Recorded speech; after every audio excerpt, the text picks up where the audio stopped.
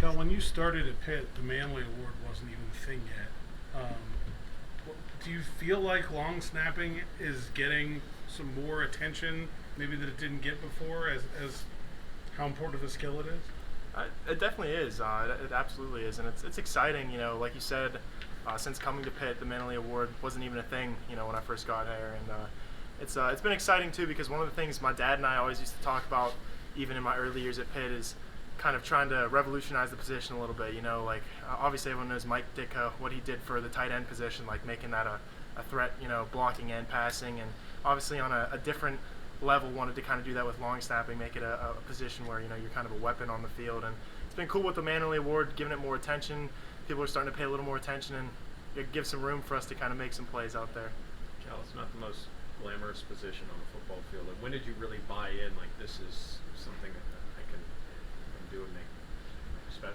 Well, I think from when I first started long snapping, it was clicking pretty quickly for me. But I also played fullback in high school, and just always thought of myself as a football player first. Football player and a long snapper, and I think with that mindset, I wanted to come in and show that. And every time I was on the field, make myself seen, and make plays, and just make sure I was hustling every time I touched the field. And that was really the only mindset I've had all through it, is just trying to hustle every time I get on the field. And it's definitely helped me make some plays, and has made things click pretty nicely for me. So I think the mindset most people have when they think of like a specialist at practice is like three guys standing in the corner cracking jokes, not really doing anything. I mean, I see you out there doing linebacker drills. You've obviously put more work than average, I guess I would say, into this position. Do you feel like, what's it feel like to kind of get that, have that work pay off?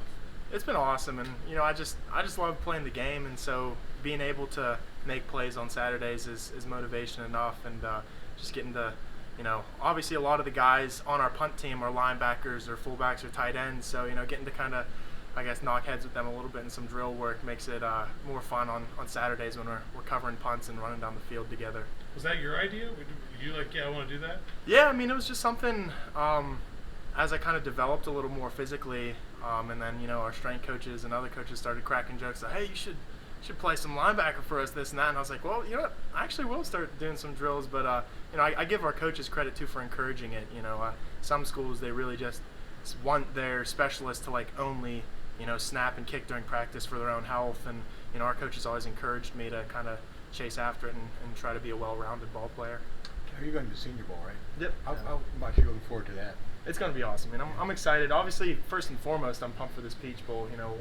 One last game with all my boys. Unfortunately, wish Kenny and Damari would be there, but I have the utmost respect for them, and know that it's if I was in a similar situation with potential to be drafted very early on, I'd be having very similar conversations with my family as well, and they both put it all on the line every time they touch the field. So obviously wish they were here, but I'm just excited for one last time in the blue and gold, and then I'll think more about the Senior Bowl after that. Have you had any conversations with the professional long snappers about what it's like being a long snapper in the NFL?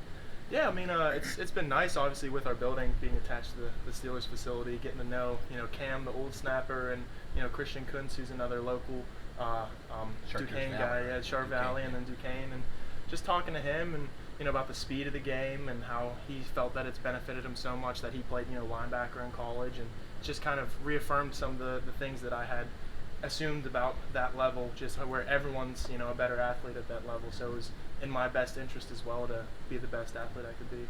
As a local guy who's been at this program for so long, what would a 12th win mean to you? It'd just be, I don't know, it's like every game's, you go into it with a similar mindset, but the fact that there's only been one 12-win team in Pitt football history is it definitely means a lot, and would mean a whole lot to these guys, especially the contingent that's from Pittsburgh, and is a bit more aware of the Pitt football history and just the deep roots of Pitt football and how historically successful the program has been. To put ourselves in the same tier as that 1976 team would be a lot to be proud of. Being a long snapper, you're not the quarterback, you're not the running back, you don't get the chance, but you still have done so much with the platform that you've developed with Pitt to help community, to reach out, to find ways to do things. What do you think what has that been like for you to say, like, hey, I may not be the first guy people think about when they think about Pitt football winning the ACC championship, but I can still make a difference out there? It's been a really humbling experience, but in a very good way, and it's just something I feel very blessed to have the opportunity to do. And with the new NIL framework, from the get-go, I just kind of was going into it, wanted to think about, all right, like if this is something that can benefit me, I also want to in some way benefit the community, because I do truly love Pittsburgh, and I'm proud to be from here and proud to play for this university. And so it's just always something that I kind of in my my faith life and my relationship with God, just been like, if I have an opportunity to do something, I want to also give back and kind of pay it forward, because I feel so blessed to have been here. So any way that I can kind of help someone else along the way, I feel like I'm indebted to do that. Cal, is that something that got lost in all the hand-wringing over what NIL means for the sport? I mean, you, Kenny, some of the other teammates are doing stuff that you simply just could not have been able to do under the old rules.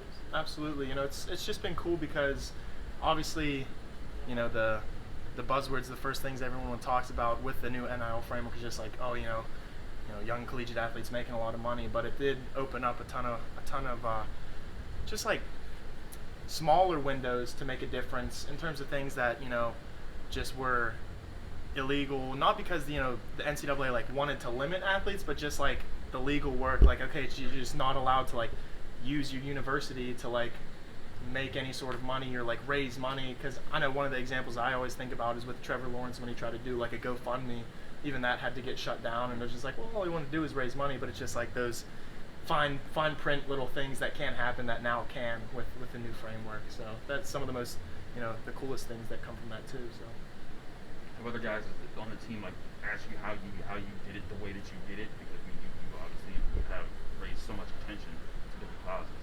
Yeah, I mean, we definitely talked about it.